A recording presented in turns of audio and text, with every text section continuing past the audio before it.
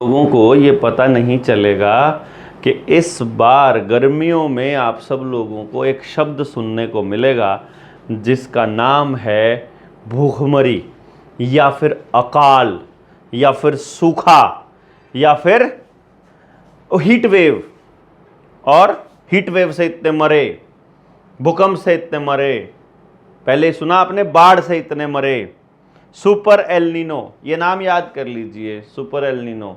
जो बच्चे ज्योग्राफी पढ़ते हैं वो देख लें इस इफेक्ट का नाम लेकर, यानी कि वो ये कह रहे हैं कि अभी आजकल मानसून देरी से आएगा क्योंकि सुपर एल नीनो इफेक्ट हो रहा है और अब की बार जो गर्मी है वो ज़्यादा पड़ने वाली है और हीट वेव की वजह से ये सारा पंगा होने वाला है।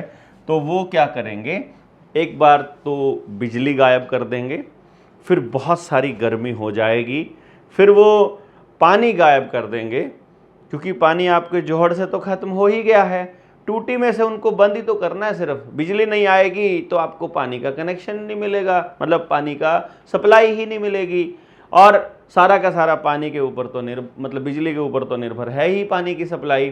तो वो एक टेस्टिंग करके देखेंगे अभी, ताकि 2030 तक आपको पूरी तरह से कंट्रोल करना हो, पानी की राशनिंग शुरू करनी हो कि लिमिटेड पानी इस्तेमाल करना है, ऐसी बात अगर प्रचारित करनी हो तो फिर वो इस तरह का माहौल बनाएंगे कि पानी की बहुत कमी है देश में और पानी पीने का पानी मिल नहीं रहा है।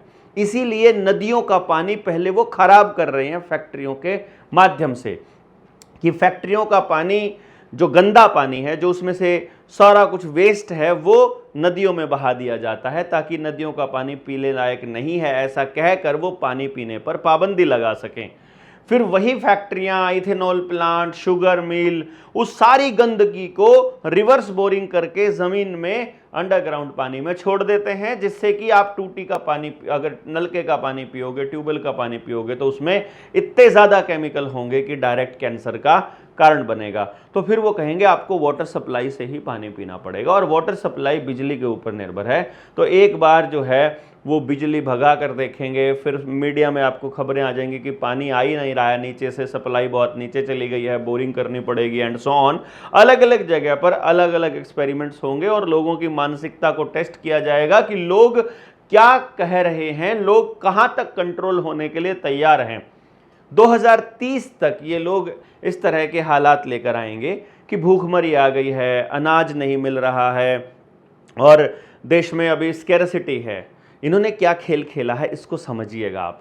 पहले इन्होंने क्या किया कि देखिएगा, हमारे देश के पास 200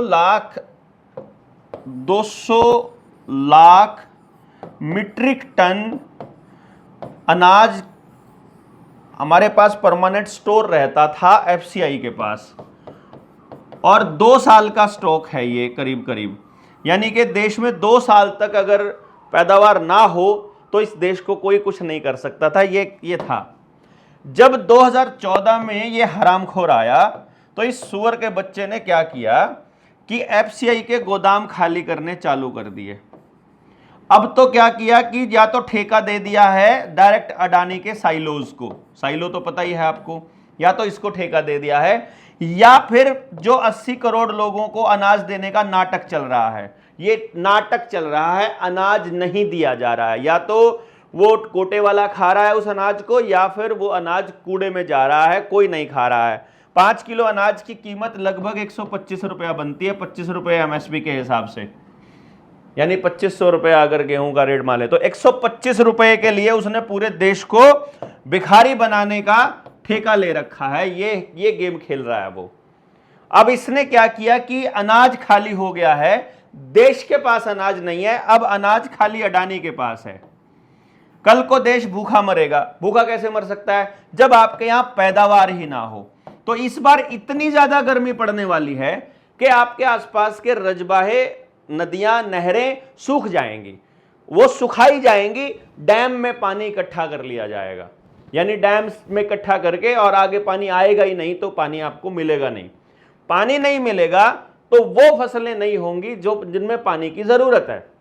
जैसे आजकल चावल का सीजन है, तो अगर आप धान लगाओगे तो धान में पानी की बहुत ज्यादा जरूरत पड़ेगी। तो इस बार बारिश नहीं होगी, होने ही नहीं देंगे। कृत्रिम बारिश का खेल अब तो किसान को समझ आ गया है। तो बारिश को ये होने नहीं देंगे। जैसे ही बादल आने लगेंगे, ये हार्प टेक्नोलॉजी से या ऊपर बादलों से केमिकल डाल करके बादलों को विच्छेद कर देंगे उनका, और वो बादल अपना निकल जाएंगे। बारिश होनी नहीं है, ट्यूबवेल आपको चलाने के लिए बिजली की जरूरत पड़ेगी, बिजली चलाने नहीं देंगे। सोलर को भी रजिस्टर करने की बात ये कर ही रहे हैं, ये आप लोगों को मालूम ही है। और ऊपर से फिर पूरा कंट्रोल सिस्टम इन्होंने कर लिया है कि इस बार किसान की जो फसल है वो पूरी ना हो। देखना यह रहेगा, जैसे अभी क्या हुआ कि कुछ टाइम पहले कुछ किसानों ने समय से पहले फसल बो दी, तो प्रशासन ने वहां ट्रैक्टर चलाकर उसकी सारी फसल को खराब कर दिया। कारण क्या है कि मान लो किसी ने पहले फसल बो दी है, तो जो इनका बारिश का शेड्यूल है ना, वो बारिश का शेड्यूल इस हिसाब से हो कि सबकी फसल एक साथ बर्बाद की जा सके। किसी ने एडवांस लगा दी थी तो वो निकाल गया तो बच जाएगा, किसी कोई बाद में लगाया तो बच जाएगा। तो उन्होंने टाइम फिक्स किया कि तुम इस टाइम से लेकर इस टाइम ही फसल बोओगे, और इसके बाद जब फसल मतलब जिस टाइम पे बिल्कुल पक्के तैयार होगी, जो थोड़ा बहुत दाना बचा होगा, उस टाइम मूसलाधार बारिश होगी और सारी फसल दोबारा से मिट्टी में मिल जाएगी। ये इनका प्लान है। अनाज के लिए आपको फिर अडानी के आगे हाथ फैलाना होगा। जैसे उस वक्त लाल बहादुर शास्त्री के टाइम पर अंग्रेज़ों ने इसी तरह की टेक्नोलॉजी का इस्तेमाल करके किसान के गेहूं को, या हमारे पास जो जमा गेहूं था उसको, जो विश्व युद्ध चल रहा था वहाँ सैनिकों के भोजन के नाम पर यहाँ से शिप में भर करके लाद करके समुद्र में फेंक दिया था। वहाँ तो अनाज था, कोई दिक्कत नहीं थी, लेकिन यहाँ देश खाली करना था। इसीलिए देश में भूखमरी जैसे हालात पैदा किए गए, मतलब दिखाया गया कि भूखमरी है, और क्योंकि अनाज है ही, बचा ही नहीं, उन्होंने सारा ले लिया था युद्ध के नाम पर। और उसके बाद कह दिया गया कि आपको नए उन्नत बीज जो है वो बोने चाहिए, और हरित क्रांति के नाम पर फिर हमको hybrid pesticide, urea Rockefeller foundation का वो दिया गया। उसी रॉकफेलर फाउंडेशन के हथियार इस्तेमाल कर गए थे विश्व युद्ध में, और उसी वजह से अमेरिका विश्व युद्ध के बाद ही टॉप के 5 देशों में आया। उससे पहले टॉप के 15 देशों में भी नहीं था, इकोनॉमिक के हिसाब से, पैसे के हिसाब से, जीडीपी के हिसाब से। अब इसको वो बार बार लेकर के आएंगे। जो आपको याद रखना है, सुपर एल नीनो, जिसमें मानसून थोड़ा सा लेट होगा, थोड़ा क्या काफ़ी लेट होगा, इतना लेट होगा कि बारिश होनी ही नहीं है। तो उस दौरान में फिर आपको भीषण गर्मी का सामना करना पड़ सकता है। इसके अलावा वो लोग जैसे लेंस लेकर के, हम लोग क्या करते थे कि कागज़ जलाना हो, सूरज की रोशनी को एक जगह कॉन्सेंट्रेट कर देते थे तो सब कुछ जला दिया करते थे। इस तरह से जंगलों में आग लगाने के लिए लेज़र टेक्नोलॉजी का भी इस्तेमाल करते हैं, और इस तरह के लेंस, आसमान में बड़े लेंसेज यूज़ करते हैं ये लोग, क्योंकि अब तो ड्रोन तो कुछ भी लेके जा सकता है ना, तो कोई बड़ा लेंस, शीशा या कोई शीट ट्रांसपेरेंट जो कि बिल्कुल कनकेव लेंस की, कन्वेक्स लेंस की तरह ही काम करने लग जाए, तो वो तो आपको पता ही है कि वो सारा का सारा उत्तल लेंस जिसे हम बोलते हैं, उत्तल लेंस ही तो इकट्ठा करता है ना उनको, सारी की सारी कन्वर्जेंस लेंस भी बोलते हैं जिसको। तो वो उस हीट को, उस ऊर्जा को एक जगह पर इकट्ठा कर देगा। तो उससे क्या होगा, उस पर्टिकुलर जगह पर बहुत ज़्यादा गर्मी हो जाएगी। इतनी गर्मी हो जाएगी कि हो सकता है कुछ लोग गर्मी से झुलस जाएं, इतने झुलस जाएं कि जैसे आग लगाई गई है। तो फिर आपको ये बताएंगे कि भैया हीट वेव थी, ये हीट वेव नहीं थी। आपको घरों में कैद करना है, आपके अनाज को कंट्रोल करना है, पानी की राशनिंग करनी है। वर्ल्ड इकोनॉमिक फोरम का एजेंडा है ज़मीनों पर अधिकार जमाना है। जब आपके यहाँ फसल होगी नहीं, पुराना कर्जा चुका नहीं पाओगे तो बोलेंगे बैंक डूब गए हैं, सीबीडीसी आ रहा है। आप कर्जा दे नहीं पा रहे हो तो क्रेडिट स्कोर में कर दो, तो आपका ये स्कोर कम होगा, होता रहेगा, मिलता रहेगा। काम करोगे तो स्कोर मिलेगा, नहीं होगा तो नहीं मिलेगा। जिसका स्कोर कम होगा वो घर से बाहर नहीं निकल पाएगा। इस तरह के टोटल कंट्रोल डिस्टोपियन सोसाइटी की तरफ ये लोग नई विश्व व्यवस्था को बना रहे हैं। आप अपनी कुछ तैयारी कर रहे हैं कि नहीं कर रहे हैं? मेरे ख्याल से आपको तो अंदाज़ा भी नहीं होगा कि ये किया जा रहा है और स्क्रिप्ट का हिस्सा है। तो कोई बात नहीं, इस गर्मियों में आपको पता चल जाएगा। ये जो सड़कों बनाना, ये जो हरियाली को ख़त्म करना, घास को हटा करके वहाँ इंटरलॉकिंग वाली टाइल लगाना, हर गली को पक्का करना, मिट्टी छोड़ना ही नहीं, ये सारा इसी का गेम प्लान है। जंगल काटेंगे तो बारिशें नहीं होंगी, इसीलिए अंडमान निकोबार में हज़ारों लाखों एकड़ के जंगल काटे गए, छत्तीसगढ़ में काटे जा रहे हैं, मध्य प्रदेश में काटे जा रहे हैं, झारखंड में काटे जा रहे हैं, आसाम में काटे जा रहे हैं, आदिवासियों को विस्थापित किया जा रहा है ताकि यहाँ का इकोलॉजिकल सिस्टम को बिगाड़ा जा सके और उसके नाम पर कंट्रोल किया जा सके। ये वही अंग्रेज कर रहे हैं जो 1947 से पहले कर रहे थे। आपको लग रहा है कि आप कर रहे हो। अडानी, अंबानी, महिंद्रा, टाटा, जितनी कंपनियां यहाँ पर जो शेयर मार्केट में लिस्टेड है ना, उन सबको कंट्रोल वही रॉकफेलर फाउंडेशन और रॉथस्चाइल्ड करते हैं भाई, जो पहले ईस्ट इंडिया कंपनी चलाया करते थे। ईस्ट इंडिया कंपनी के अंडर में ही आपके म्यूनिसिपल कॉरपोरेशन आते हैं, उसी के अंडर में आपका कलेक्टर आता है, उसी के अंडर आपका डीसी ये तहसीलदार आता है। वो सारे पटवारी कानागो तक सब ईस्ट इंडिया कंपनी के अंडर काम करते हैं, यहाँ तक कि आपके एमएलए एमपी भी उसी के अंडर काम कर रहे हैं, जिसका नाम वो केंद्र सरकार कहते हैं। भारत के संविधान में केंद्र सरकार का कहीं जिक्र नहीं है, लेकिन आपके ऊपर जो आधिपत्य है वो केंद्र सरकार का है। जो आपके हाथ में नोट है उसके ऊपर गारंटी केंद्र सरकार की है, और केंद्र सरकार नाम का कोई एजेंसी भारत में काम नहीं करती है। वो केवल इंग्लैंड की पार्लियामेंट से आता था, उसी को द सेंट्रल गवर्नमेंट बोला जाता था। अखबारों में छाप छाप के आपको ऐसा बताया गया है कि केंद्र सरकार ही भारत सरकार है। ये गलत है, ये झूठी इन्फॉर्मेशन है। अब मैं जो आपको बता रहा हूँ, देश के लोगों को इस बात के लिए खड़ा होना पड़ेगा। जैसे ही वो पानी की कमी का नौटंकी करने लगें, आपको बोलना होगा पहले इथेनॉल प्लांट बंद होंगे, पहले कोका कोला फैक्ट्रियां बंद होंगी, पहले जो सॉफ्ट ड्रिंक की फैक्ट्रियां बंद होंगी, शराब की फैक्ट्रियां बंद होंगी, मेडिकल फार्मा की जो क्योंकि हम होम्योपैथी यूज कर सकते हैं, आयुर्वेदा यूज कर सकते हैं, डेटा सेंटर बंद होंगे। एक डेटा सेंटर में कितना पानी इस्तेमाल होता है, आप सारे लोग रिसर्च कीजिए, रिसर्च करिए कि जो ये बांध बनाए गए हैं ये असल में पहाड़ों पर डेटा सेंटर को अनलिमिटेड पानी की सप्लाई देने के लिए बनाए गए हैं। जितना डेटा सेंटर एक महीने में पानी सप्लाई यूज करता है, उतना पूरे भारत को पानी पीने के लिए चाहिए होता है। इसका समझिएगा आप कि कितने शहरों को पानी पिलाया जा सकता है एक डेटा सेंटर के, मतलब उस पानी की खपत के बराबर। और वो सारा पानी वो डेटा सेंटर यूज कर रहे हैं जो अमेरिका के हैं, जो इजराइल के इशारे पर आते हैं, जिनका भारत से कोई लेना देना नहीं है। और जितना भी डेटा आपका सीसीटीवी कैमरे का जो फुटेज है, आपके मोबाइल का जो डेटा है, जो आपका एल्गोरिदम है, जितना आप यूज करते हो, वो सारे का जो इकट्ठा हो रहा है स्टोर, जो एल्गोरिदम बनाने के लिए और डेटा कलेक्शन के लिए, डेटाबेस के लिए, वो सारा का सारा उनका है। ना आपके पास अपना कोई ऑपरेटिंग सिस्टम है, ना आपके पास अपने कोई सर्वर हैं, सब के सब उनके हैं।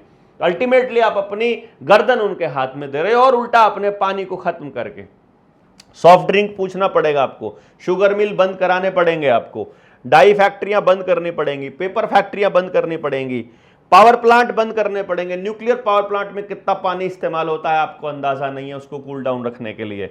हम बिजली के बिना रह सकते हैं, पानी के बिना नहीं रह सकते हैं।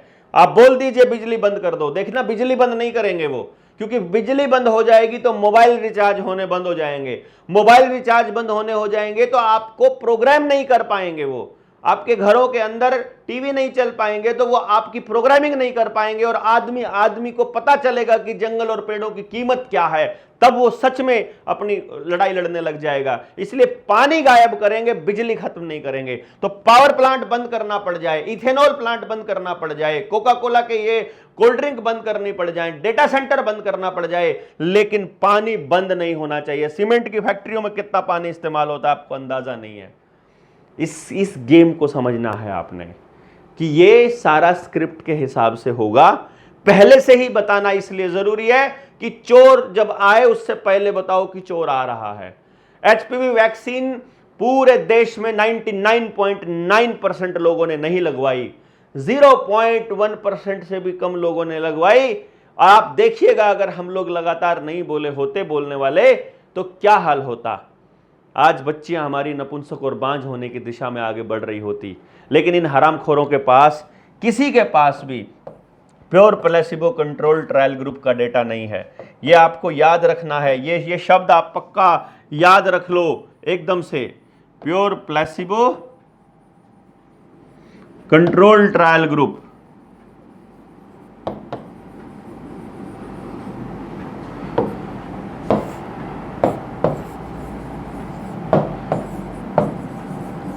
इसमें क्या होता है मैं आपको थोड़ा सा एक्सप्लेन कर देता हूं ताकि आसान हो जाए आप सब लोगों के लिए समझना कि भाई इसमें एक तरह से ये ऐसा होता है कि 1000 आदमी यहां लिए जाते हैं, 1000 आदमी ये लिए जाते हैं, इनको वैक्सीन्स लगाई जाती हैं, इनको वैक्सीन्स नहीं लगाई जाती हैं। और अगर सही से डेटा इकट्ठा करना हो तो 1000 लोगों को एक वैक्सीन लगाओ पूरी जिंदगी में, 1000 लोगों को 2 लगाओ, 1000 लोगों को 3 लगाओ, 1000 लोगों को 4 लगाओ, 1000 लोगों को 10 लगाओ, 1000 लोगों को सारी लगाओ, 1000 बच्चियों को HPV लगाओ और फिर 1000 को मत लगाओ।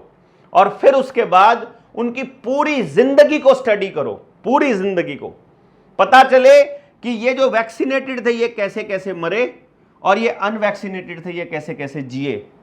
इनके मरने और इनके जीने का स्टाइल, तरीका बिल्कुल अलग होगा। यदि आपको इसका सबूत देखना है तो अपने रिश्तेदारों में, अपनी जानकारी में, अपने दोस्तों में, और अगर आपके पास नहीं है तो जनता सरकार मोर्चा में उन बच्चों को देखिए जिनको एक भी वैक्सीन नहीं लगी, जिन्होंने डॉक्टर की शक्ल भी नहीं देखी है ना, उनकी ऊर्जा इतनी जबरदस्त है, इतना तेज है उनके चेहरे पर, ऐसे शानदार बच्चे हैं आप सोच भी नहीं सकते हैं। ये आपकी पूरी की पूरी नस्ल को खराब करने के लिए कर रहे हैं। इसीलिए डंगरों को इंजेक्शन से लगाए जा रहे हैं, आवारा कुत्तों को, आवारा गायों को, जितनी भी बाहर है उन सबको वैक्सीनेट किया जा रहा है। ये बीज नाश का खेल है कि खेत का बीज भी नाश, डंगरों का बीज भी नाश और इंसान का बीज भी नाश। इसीलिए इस वैक्सीनेशन के ऊपर आपको बोलना है।